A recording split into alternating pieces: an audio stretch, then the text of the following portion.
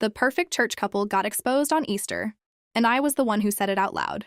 Full story. I didn't expect Easter Sunday at church to turn into a full-blown scandal, but apparently some people don't mind lying as long as it looks holy, and I was the one who finally stopped pretending. Follow us for full stories posted daily. We're serving fresh tea all day. Back to the story. Hello, Tea Talk. My name is Brianna, and this all happened at my church on Easter Sunday, in front of basically everyone. So for context, I've been part of this church for a few years. It's one of those close-knit communities where everyone knows each other, people volunteer constantly, and honestly, reputation matters. And then there was that couple, Mark and Rebecca. If you've ever been in a church community, you know exactly the type.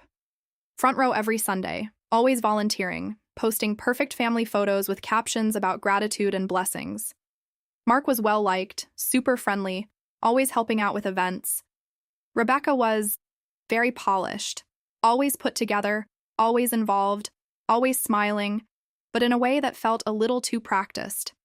They were the couple everyone pointed to and said, "See? That's what a strong marriage looks like." And I'm not going to lie. For a while, I believed it too. But looking back, they were the kind of people who made everything look effortless, which usually means it's not. The first time something felt off was subtle. Mark started acting different, still friendly, still smiling, but distracted. Like he was always checking his phone, always stepping away mid-conversation. At first, I didn't think much of it, until I noticed who he kept gravitating toward.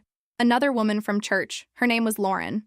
And here's the thing. Lauren also had that same perfect reputation. Super involved, always volunteering, very put together.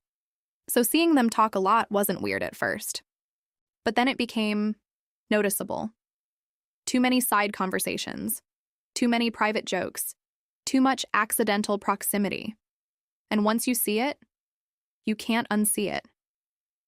Then one night after a church event, I walked back into the main hall to grab my bag, and I heard voices. Low, quiet. I wasn't trying to eavesdrop, but I froze when I realized it was Mark and Lauren. And I heard enough. Not everything. But enough to know this was not just friendly conversation. There were phrases like, "We just have to be careful," and "I hate sneaking around like this." My stomach dropped. Because at that point, it wasn't suspicion anymore. It was confirmation. After that, I started noticing everything. The way they avoided being seen together too obviously, but still found ways to be near each other. The way Rebecca had no idea. The way Mark still stood up there smiling like everything was perfect. And the part that really got to me? They were still giving advice. I'm not even kidding. Mark once spoke during a small group and said, "Honesty and commitment are the foundation of a strong relationship."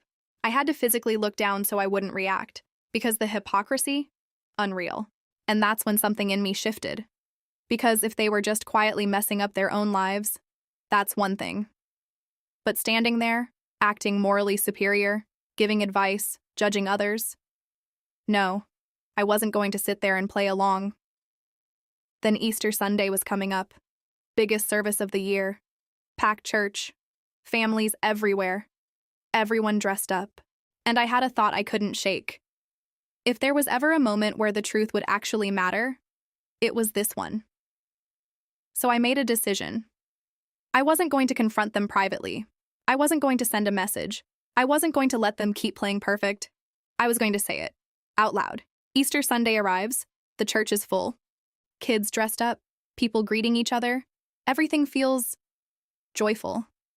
And there they are, Mark and Rebecca, front row, smiling, looking exactly like the picture they've been selling. Lauren is there too, acting normal, like nothing's happening. And I remember thinking, this is the last time this looks perfect. The service starts. Songs, announcements, everything going as planned.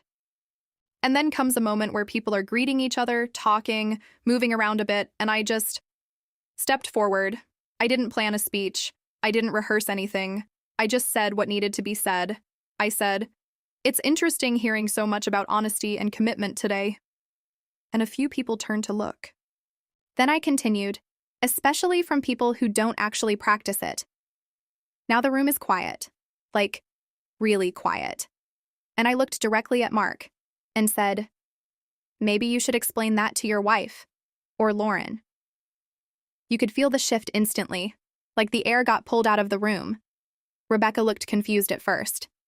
Then she looked at Mark. Then at Lauren. And you could see it.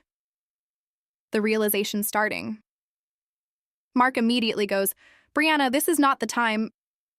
And I said, no, I think it is. You've had plenty of time to be honest. Lauren looked like she wanted to disappear. Rebecca's face completely changed, and then the whispers started. People turning, talking, trying to figure out what was happening. Rebecca finally said, what is she talking about?